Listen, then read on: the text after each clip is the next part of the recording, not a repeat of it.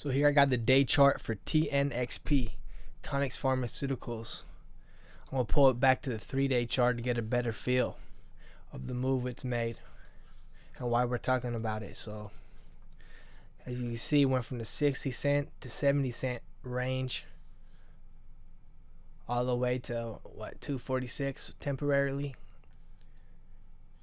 So it formed a strong uptrend, eventually broke it here, tested the 200 SMA, couldn't hold it, and then bled a little bit in after hours and then recovered. Ultimately at 156 at after hour closing on Tuesday, right? So we pull this farther out. I see an uptrend. The uptrend that formed here I'll be curious to see. It's currently at 133. If it pulls back to there ultimately tomorrow, that would be a big question to me headed in. But here I got my price targets and support levels all on the 5-day. But first, let's go over the catalyst. So yesterday, stock rockets on COVID news. In a press release, Tonic said that it entered into a research collaboration agreement with Columbia University. Right? So that's what brought all the volume and the speculation and hype. So it's also worth noting, check this out. On July 14th, they did a offering, 50 cents per share, 10.4 million, right? Dollars, so 20.9 million shares. So that's not good in the sense that it's dilution, and now they got a huge, deal compared to where the prices are now, if they haven't sold them all. But in the positive, they have cash from it, so at least we don't have to worry about an immediate offering unless they're going to be greedy, which you can't put it past these penny companies. They might throw another offer in at any time, who knows. But I do like when you get in after an offering to know that they have that cash on hand from it. Not that you're 100% safe, but it's a little reassuring. And then on the 8K after it is nice. They don't have a recent 10Q, but it says on July 15th, closed its previous announced direct offering. So it's also direct, which was bullish for an offering. But here we go. Following the offering, the company has an aggregate of 125.7 million shares. So this is another thing I do not like. I don't like how many shares there are. That's not what I usually trade. 125 million. So now that we've gone over that, let's look at the year first of all to get a feel for that volume. The last 2 days have been the most volume it's ever had the whole year. That's 166, not bad, but today was over 244 million, and yesterday was 264 million.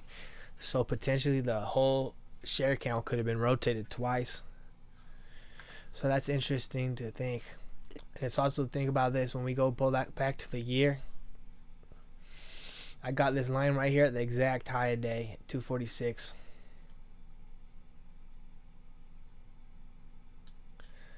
Look how it was exactly to this level that was previously support. So some poor soul might have been holding this whole time, or they bought one of these spikes and got out.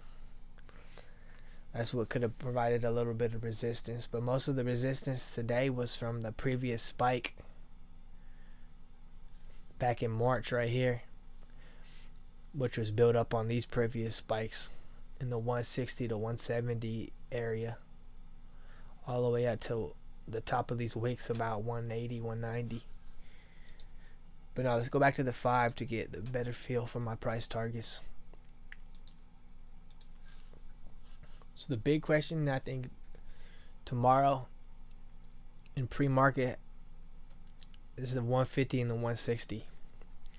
It needs to hold 150 or it's going to look, it might be bad, I think.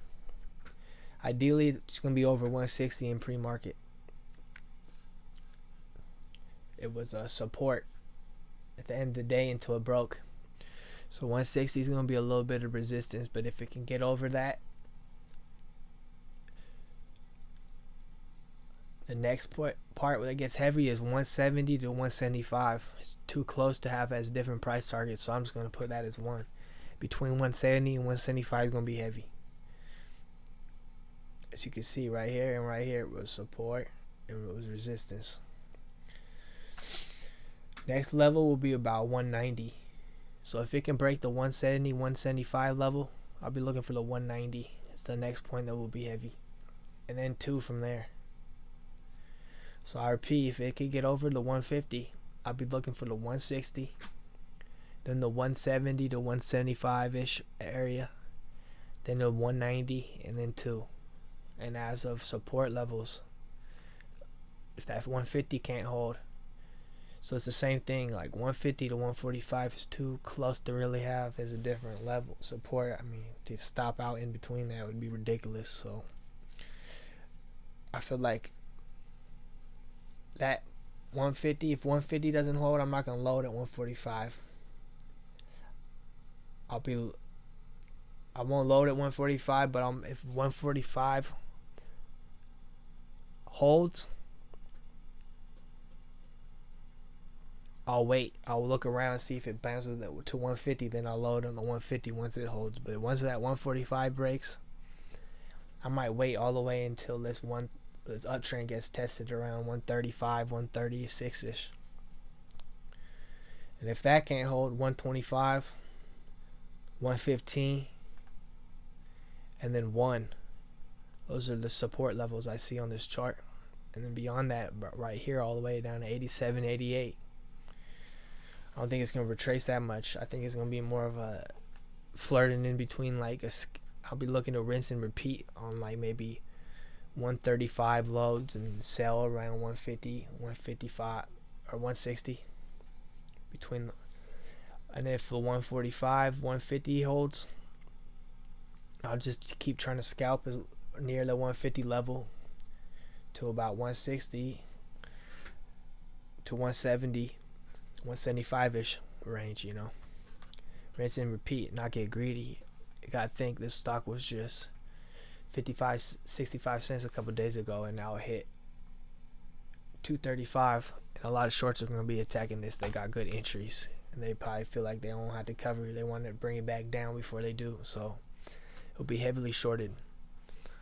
And it's got a big volume, so when they got a stock with a big float like this, if it sells off extremely hard on low volume, those are the type of dips I like, because you know it's just a very small portion of the overall share count that caused a very big an overreaction to the price.